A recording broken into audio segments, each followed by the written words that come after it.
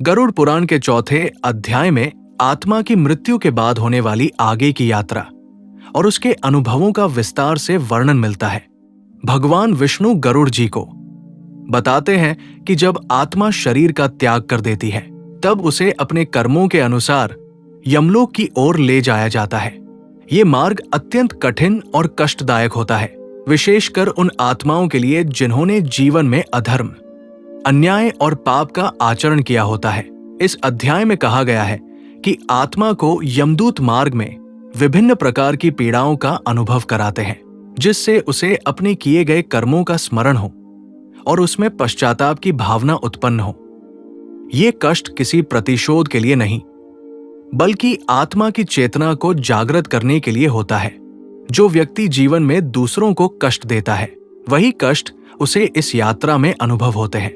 भगवान विष्णु ये भी स्पष्ट करते हैं कि जो व्यक्ति धर्म, दया, सत्य और ईश्वर भक्ति के मार्ग पर चलता है, उसकी आत्मा को इस यात्रा में भय कम होता है।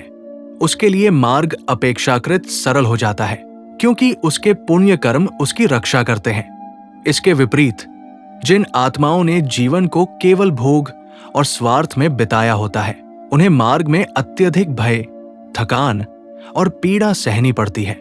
इस अध्याय में यह भी बताया गया है कि आत्मा को अपने परिवार, धन और संसार की याद बार बार सताती है, लेकिन वो कुछ भी साथ नहीं ले जा पाती। ये अनुभव आत्मा को ये सत्य समझाता है कि सांसारिक वस्तुएं क्षणिक है और वास्तविक सहारा केवल धर्म और कर्म है। यही बोध आत्मा के लिए शिक्षा बनता है। गरुड़ पुराण का चौथा अध्याय जीवित मनुष्य के लिए गहरी चेतावनी है।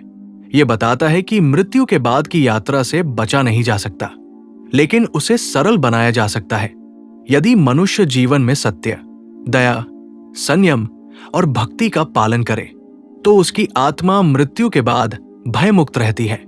भगवान विष्णु गरुड़ जी को समझाते हैं कि मनुष्य को मृत्यु का भय नहीं, बल्कि पाप का भय रखना चाहिए। ये अध्याय मनुष्य को वैराग्य और आत्मचिंतन की ओर प्रेरित करता है। ये सिखाता है कि जीवन का वास्तविक उद्देश्य केवल सुख भोगना नहीं, बल्कि आत्मा को शुद्ध करना है। जो व्यक्ति ये समझ लेता है, वही मृत्यु के बाद की कठिन यात्रा को सहज बना पाता है और अंततः शांति की ओर बढ़ता है।